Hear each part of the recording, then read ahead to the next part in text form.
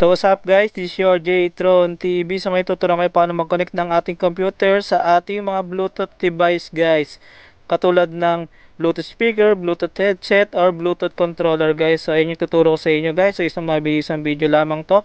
So ang una natin kailangan gawin guys, meron tayong item guys. So ang item na to guys, so in-order ko sa Lazada. So ang pangalan niya is USB Wi-Fi wireless adapter guys. So, meron yan sa Lazada. Ayan yung screen record natin. So, order na kayo. So, all-in-one na siya guys. So, meron na siyang Bluetooth at Wi-Fi connection guys. Yan ang kinagandahan sa kanya guys. So, pwede natin siyang i-connect sa pocket Wi-Fi or mga hotspot ng ating cellphone guys. So, yan yung kinagandahan niya guys. So, kung sakaling wala kayong PLDT Wi-Fi, so, yan yung pinaka-the best guys. So, pwede natin i-connect sa hotspot guys. So, It's extremely dangerous.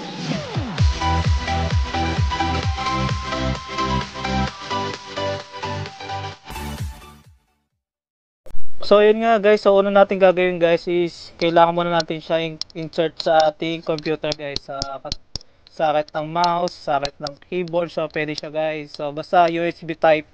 So tara, let's go, samahan niyo ako sa aking pag-insert guys. So medyo maliwanag lang dito guys kasi medyo may RGB ilaw na DIY na ginawa ko. So nakikita niyo naman siguro, no? So insert lang natin yan dyan sa may LED na yan. So once na insert na natin yan guys, so magbi-blink yan guys. Hintayin natin mag-blink. So yan. Yan, umilaw na siya guys. So ibig sabihin nagpa-process na siya or nagpa-function.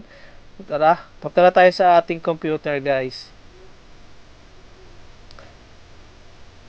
So yan, bumaba na tayo. Punta na tayo sa window guys. So hanapin lang natin yung settings. Then, proceed natin sa device, Bluetooth, printer, or kung ano-ano mong ilalagay mo. So, yan guys. So, i-on lang natin yan. Once na nag-on na yan guys, so, ayan yung aking earbuds.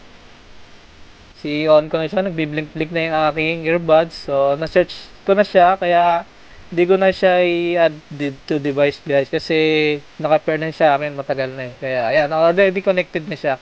Ko-connect ko na lang siya guys. So, ayan. Nakikita nyo.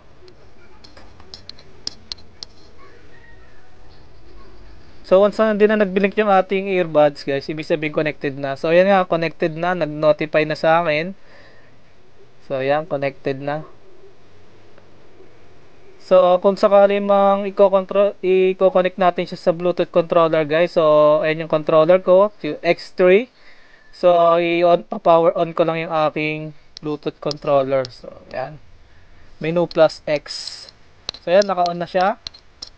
So, si-search na lang natin, pero ganun din guys. So, na-automatic na siya sa akin kasi naka-pair na siya sa akin matagal na. Kaya, automatic na siya guys. So, di ko na naman kayo papakita ko sa inyo paano i-pair, pero ayan na, connected na siya. So, ayan. So, isa-try naman natin yung ating computer guys. Bluetooth controller naman ang search ko. So, ayan yung aking Bluetooth speaker guys. So, medyo luma na siya. Luma lang tingnan pero bago pa yan. Ayan, already on na siya sa akin. So, kaya, yan. Automatic na rin siya guys. Kasi nga, naka-pair na nga rin, diba? Ulit tayo. So, di na ako kailangan mag-add Bluetooth. Kasi already connected na tayo guys. So, ayan. Connect ka na lang. So, ayan. O, try ko na mag-YouTube guys. Kasi manonood ako ng flip-top. Dahil may bagong upload si Enigma.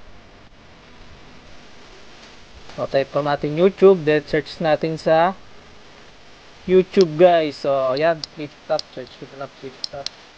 So, hindi nyo na marinig yung aking tunog kasi nga guys, naka voice over lang ako. So, kung sakaling hindi nyo narinig, diba? So, yun nga lang guys, so hindi nyo maririnig yan kasi naka voice over ako. Pero nagana yan guys, nag-automatic yan guys. So, yun nga guys, once again, this is your J-Tron TV. So, peace out guys. Once again, this is your J-Tron TV. See you guys to my next video. Peace out.